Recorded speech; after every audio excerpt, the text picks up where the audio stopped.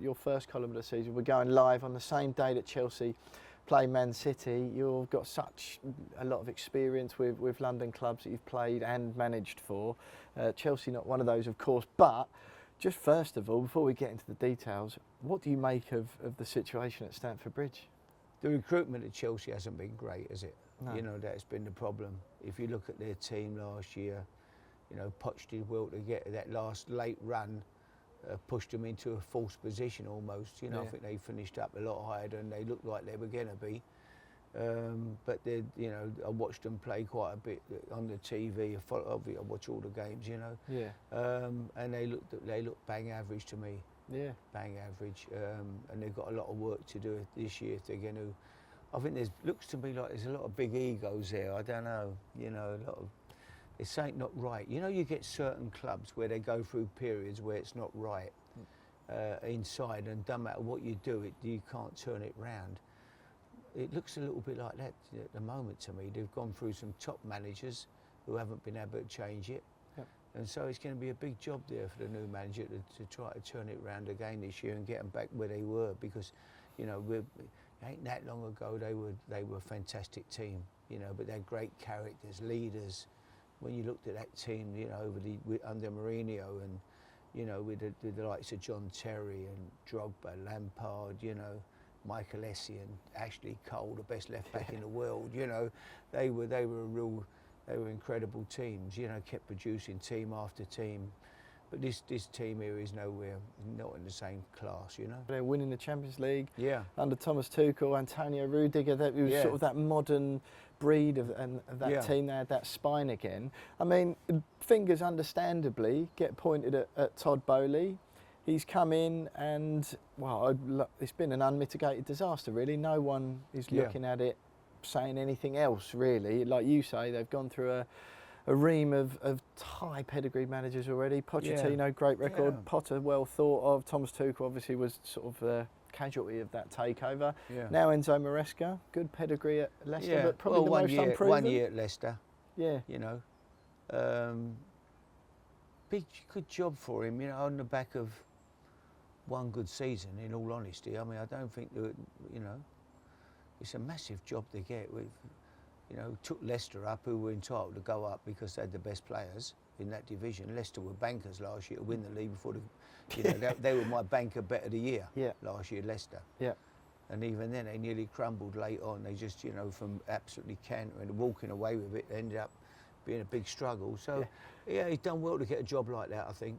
And, you know, I wish him, obviously, it depends how it goes. But, you know, what amazes me is that the managers keep coming and going.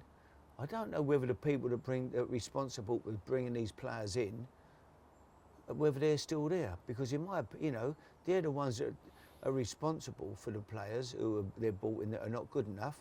Surely they should be the ones that go as well, shouldn't they? I mean, that's what I always find strange in football now, because it's all changed, Will. Back in the day, the manager brought the players in. You were responsible. Yeah. If he was no good, it was down to you. Yeah. You bought him, and you go and watched him play. You went But obviously, I understand now it's impossible now for managers to go and watch players because they don't come from England, or very few. So you can't be flying off to Argentina on a Saturday. You're playing Saturday. Time you get there, Sundays, you know, it's too late to watch the game. Yeah, of course. But so they've now got people that bring the players in. But so you as a manager really are only as good as to recruit people that bring the players in, because I don't care how clever you think you are. If someone's bringing you bang average players, you're not going to turn them into great players. There's no one I've ever met who's a coach who's been able to do that. Man City, they bring fantastic players in. That's where you know, when they've made signings, they bring somebody in. He's fantastic at that job. Rodri he's a great holding midfield player. Kyle Walker's the best right back around, you know, and De Bruyne. They made great signings. Yeah. You know, Haaland was a no-brainer, scoring goals galore, you know, in Germany. But whoever's, you know, recruitment is key. That is the all-important thing. Yeah. If you haven't got good people bringing, you know, recruitment's poor, you've got no chance. Well, that's the thing. It was Marina Granovskaya who was the sort of brains behind the outfit under Roman Abramovich. She obviously went with that change in ownership. Todd Boehly's come in, and the way he's sort of been going about things has been widely criticised. The approach seemed to be at the beginning, they were signing players on these long-term contracts, but young players, almost building for the future. But then he found out pretty quickly that the Premier League and Premier League fans, particularly those at Chelsea, they don't want a team for the future. You've got to do almost the impossible job of doing both, isn't it? You've got to deliver now, plus plan for the future. Yeah. But it's right bringing them in and giving them 8-year contracts. I would think you've looked at a few of them and thought, hang on, they're not good enough. Now we are lumbered with them for the next 8 years. That ain't a nice situation. That's even worse. You know, think, hang on, how are we ever going to get rid of him? Who's going to go and give us 100 million back for him? He's now worth about 25 million.